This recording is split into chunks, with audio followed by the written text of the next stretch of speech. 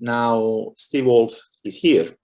Steve is the author of an excellent, I would say exceptional book called The Obligation, about space philosophy, that I would recommend that everyone should read. Steve, the floor is yours. If you want to use a slideshow, just share your screen. Otherwise, just speak and we will be listening to you. Great, thank you very much, Giulio, and I'm really glad to be here. And I've got listening to Cosmotin. He is a very great thinker on space philosophy, and I think much of what I'm going to be talking about is in line, or is there's a lot of similar themes, and I don't think that's surprising.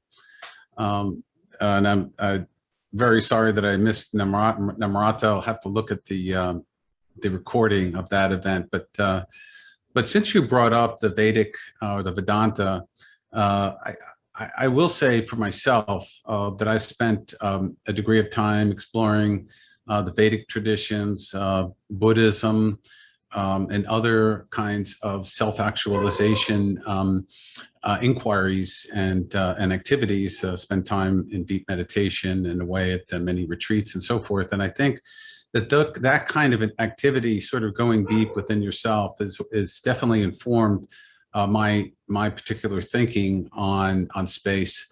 Now, myself, I've been a space advocate for since I was a teenager, and I've been active, and I've been an active space advocate since my college days. So this is a integral passion of mine that I've carried through professionally, but certainly as a result of my spiritual explorations, it has emerged also in that context as well. And that's out of that activity has emerged my thinking relating to my book, The Obligation, that Giulio mentioned. So just to get started, this really is a historic day, as we know, and a week in space. Even as we celebrate the anniversary of Apollo 11, a moon landing, Richard Branson and Jeff Bezos have gone to space on their respective spacecrafts. Of course, spectacularly this morning, Jeff Bezos did that as well. I hope you all saw that. Their flights mark, as I believe, the beginning of a new era in human spaceflight that I sincerely hope will culminate in the creation of large-scale communities of people living and working beyond Earth. In my talk today, I want to take you on a journey of sorts to explore why our species is so well suited and prepared to leave this planet and begin to make new homes beyond Earth. I will also invite you to consider that becoming a multiplanetary species is an obligation that we owe to the planet that gave us life.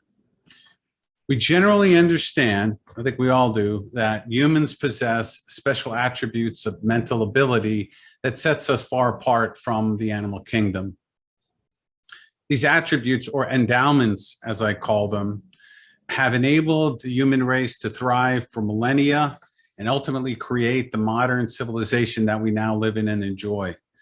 And remarkably, these endowments are also what humankind uniquely, it's also made us uniquely suited to and ready to extend our civilization into space. How incredible is that, right?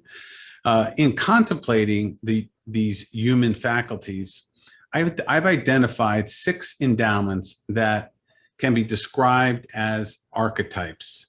And so for this portion of the talk, I think I will share a few slides.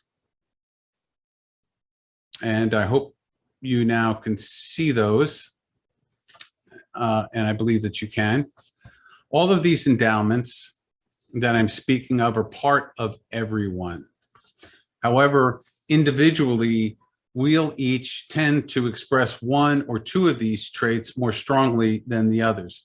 So it is the confluence of these endowments expressing throughout the population that has perpetually spurred our society and our technology forward throughout history. As I briefly described, each of these endowments, see for yourself which one of these you most identify with. All right, so we're going to start by. So let's start with the wanderer. The wanderer is the one who led his tribe some 60,000 years ago to leave the plains of Africa to populate every continent on the planet by 10,000 BCE. And she's also the one who desires to explore the craters of Mars and to travel to distant stars. The settler. The settler is ever on the lookout for a safe haven for her tribe where they can strengthen themselves and build a community. The settler is not interested merely in making a fortune in space. He wants to build communities out there where people can live and work safely and comfortably. The inventor. The inventor is the problem solver. He asks, how can I increase crop yield? How do I build a better hut that will withstand the heavy rains? The inventor will solve every problem and do whatever it takes to get us back to the moon safely, and this time to stay. The builder. The builder is the artisan, the craftsman, the business executive who's very good at performing the same type of job over and over again. The builder takes the ideas of the inventor and replicates them throughout society, and as a result, civilizations are born. The builder will expand the first lunar colony, for example, from 100 citizens to 100 million. The visionary. The visionary is the artist, the conqueror, the entrepreneur who is willing to see the big possibilities for herself and her community and empire even. The visionary is the writer who can create a future world and space of such wonder and possibility that we are motivated to spend a lifetime trying to make a reality. And finally, the sixth endowment is the protector. The protector is determined to keep safe what we have built as a civilization so that we can continue to improve on it and move ourselves further into the future. She is the builder of the Great Wall of China, the Library of Alexandria, and NASA's planetary protection program. He is most interested in space settlement because he sees that as the best way to ensure human survival. So these are the six endowments, right? So perhaps there are others that we can add to this or that we can replace on this list. The essential point is that without even one of these endowments, not only would space travel have not been possible, but civilization as we know it would not have existed as well. So let me stop sharing that. Okay. So just think about how lucky we are, right? We just happen to have evolved the very traits that are needed to become a spacefaring civilization. Or maybe, just maybe, it wasn't luck. Could it be that these endowments emerged within the Homo sapien to enable us to fulfill an obligation to the planet, the very planet that gave us life? An obligation that was encoded in our DNA from the moment that we emerged on this planet. An obligation that is perhaps part of a much larger DNA code that has guided the very formation of the universe and everything in it. The central contention of my obligation hypothesis is that humankind serves a symbiotic role in spreading the seeds of life from this planet to other regions of space. Consider the oak tree. It can live for 50 years before shedding a single acorn, and then will shed many, many thousands of acorns in just one season. Similarly, the evolution of life on Earth has been ongoing for nearly 4 billion years and has just arrived at a point where it is ready to shed its seeds of life. And to fulfill this reproductive process, The Earth needed an agent to build its seed pods and carry the seeds to other planetary shores. Of course, when I say seed pods, of course, I'm talking about rocket ships. And of course, the agent to do this is us. I admit that such a sweeping statement is challenging, and it rings of a guiding hand of a deity, but I assure you, it doesn't need to. It's possible, I think, to accept a theory of a deterministic universe that remains solidly in the realm of scientific inquiry, and that's pretty much where I stand on this. It seems that Elon Musk agrees that with this outlook. At a press conference following the successful launch of astronauts aboard his SpaceX Falcon 9 rocket last May, he said, "To extend life beyond Earth, we are life's agents in this regard. All creatures and the plants that exist here on Earth, we can bring them to other planets." Here, Musk is clearly using language from the Obligation book. And the endowments, they are the magic sauce that enables us to fulfill this obligation, as I just explained. So now here's the twist. Are these 6 endowments enough? After all, if we are on some kind of predetermined journey to expand life beyond Earth, what happened in 1972 when the Apollo program was canceled? Shouldn't that program have been allowed to continue, and wouldn't we have been much further along if it did? What's important here is this. Although we are naturally moving in a direction towards space migration, we have been moving in that direction unconsciously.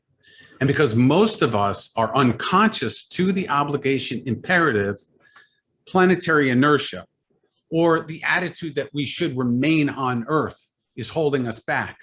Planetary inertia does not want us to go anywhere. And therefore, for us to be successful, we can't remain unconscious to the natural processes that are already taking place. In my book, I suggest that there is a 7th endowment that is emerging. This is the ability to evolve consciously into the future.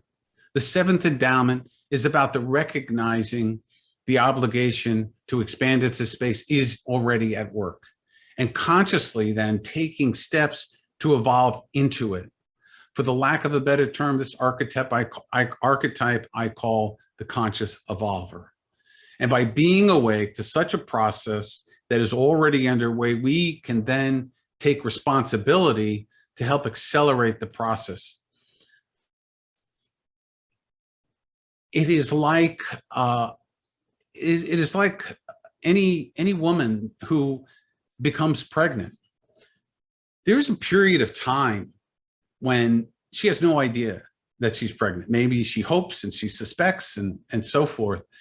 Maybe that's what she's trying to do. Maybe that's not what she's trying to do. But this is a period where the body has the egg has been fertilized and the embryo is starting to form, and processes are already underway. But there is a moment in that pregnancy where the mother realizes what's going on, right? It's a bit of a shock usually, and surprise.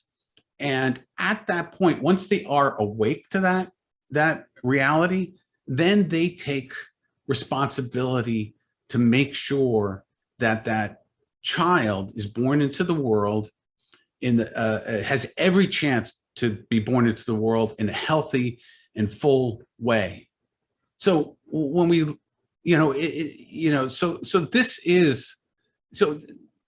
that's a metaphor. So this is a higher level of conscious awareness, of course, if you're willing to allow yourself to become attuned with it. The previous 6 endowments can be very much focused on the me and mine. The 7th endowment and the 8th endowment, which I'll discuss in just a little bit, are about moving from the me to the we. And when I say we, this is the global we, and even the expansive we of the universe. This is the the we of the cosmic consciousness, where we are recognized that we are one with everything, and we are then responsible for everything in some sense or another. While the conscious evolver endowment is essential to the space migration, I hope that you're also getting that it's essential for all aspects of human life and our relationship to the Earth and to each other and to the global community, right? So it's not unique to this, but it's also endemic. It's also essential for space migration. To open yourself to the seventh endowment is to become impatient and even a little outraged about that progress is too slow, right? And I recently heard a quote by James Baldwin, the American novelist and essayist, who said, to be a Negro in this country and to be relatively conscious is to be in a rage almost all the time. I've always felt that there is a parallel between the civil rights movement and the space movement. And this James Baldwin quote really helped to crystallize the similarities to me. It comes down to the recognition that the way things are not the way that they should be. And that while getting to where things should be is not really all that difficult, the prevailing socioeconomic norms make getting there nearly impossible. The Black Lives Movement raised the consciousness of many white people and even myself, where we finally realized there's finally a recognition that and we can partly understand this rage that Baldwin speaks of.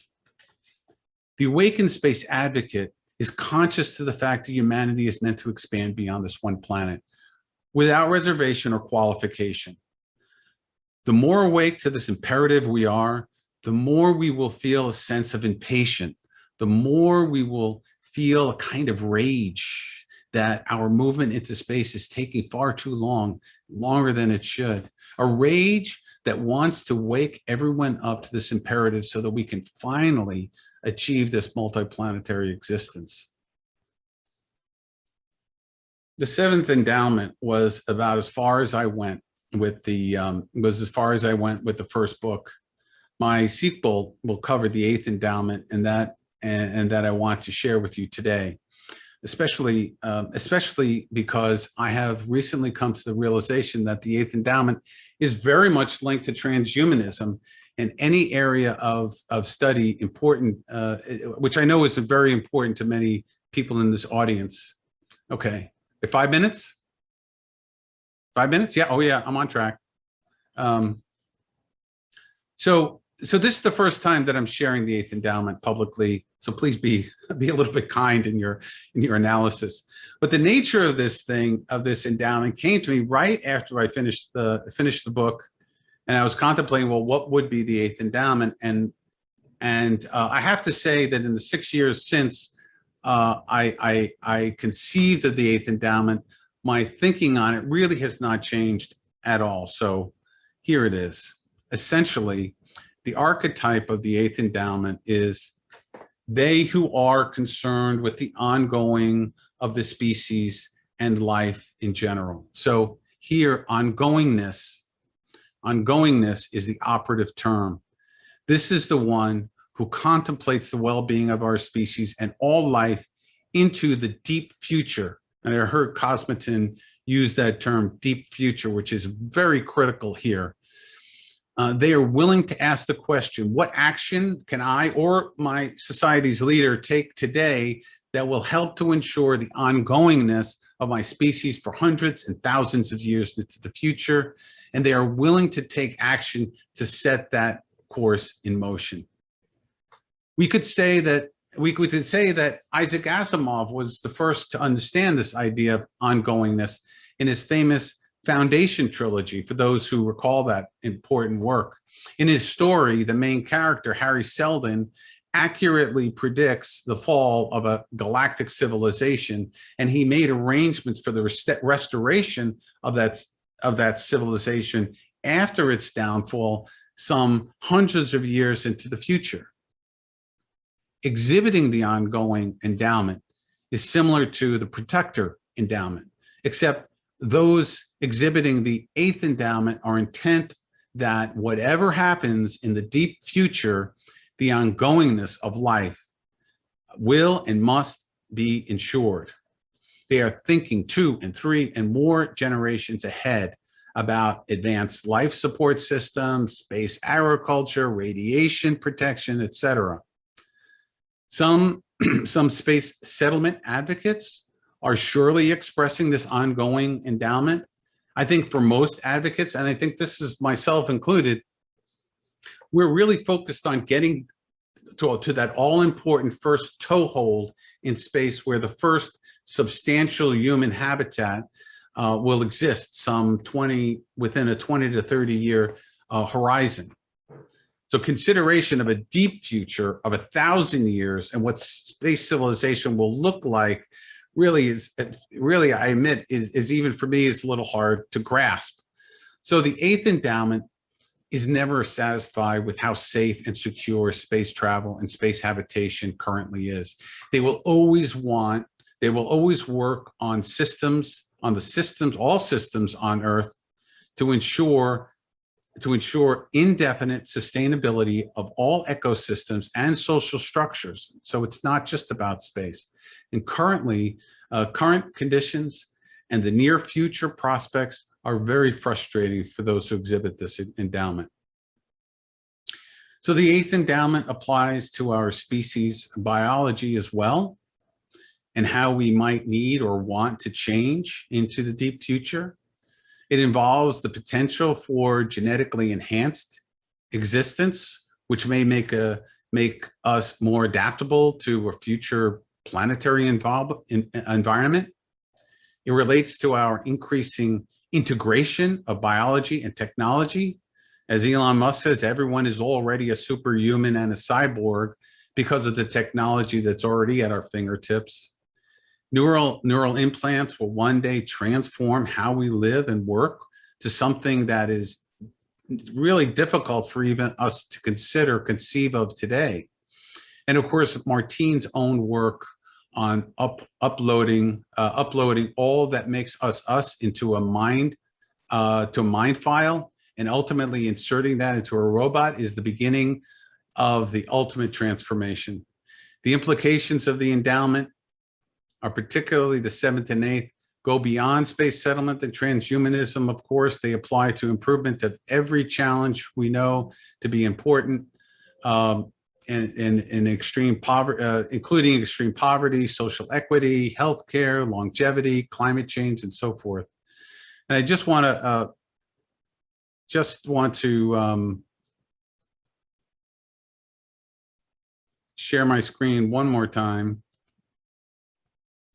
and say my own new initiative with the Beyond Earth Institute is how I am expressing an impatience in the fulfillment of the space migration obligation.